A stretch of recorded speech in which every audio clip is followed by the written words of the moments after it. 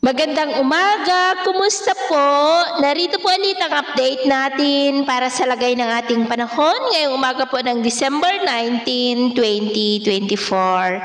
Sa ngayon po ay hina na ang bagyong Kerubin at gaya po ninyong napapansin ay maliit na lamang po ang sirkulasyon nito habang nasa silangang baybayin po ng Surigao City at ngunit nagdudulot pa rin po yan ng mapag-ulan sa may Caraga, Northern Mindanao at Kabisayaan, lalo na at sinabayan pa ng paglakas ng hanging amihan at shear line na umaabot po sa northeast ng Mindanao.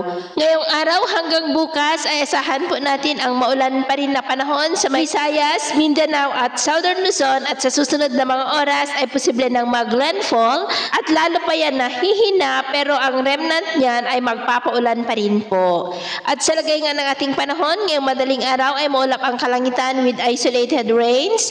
Dito po sa ilang bahagi ng Cagayan, Isabela, Apayao, Infanta, Bicol, Oriental Mindoro, Aklan, Negros, Cebu, Bohol, Leyte, Samar Provinces, ilang bahagi ng Northern Mindanao at Caraga. At mamaya po ay sisikat naman ang araw sa ilang bahagi ng ating bansa pero dahil sa sama ng panahon, amihan at shear line ay cloudy skies with isolated rains. Sa may Caraga, Northern Mindanao, Eastern Visayas, Central Visayas, ilang bahagi ng Northern Negros, Aklan, Capiz, Bicol Region, Oriental Mindoro, Infanta, Cagayan, Apayao at Isabela. At mamayang hapon, mas maraming lugar na po ulit ang makakaranas ng cloudy skies with isolated rains, lalo na po sa may Mindanao, Visayas, Southern Luzon at ilang bahagi ng Northern Luzon. Kaya mag-ingat pa rin po tayo sa banta ng mga pagbaha at pagguho ng lupa.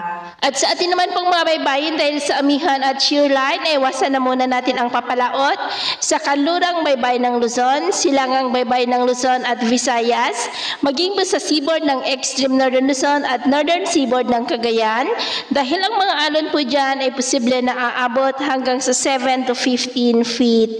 Kaya hanggat maaari ay iwasan na po muna natin ang papalaot dyan sa mga may kulay pula para mas makaiwas sa mga sakunang pangkaragatan.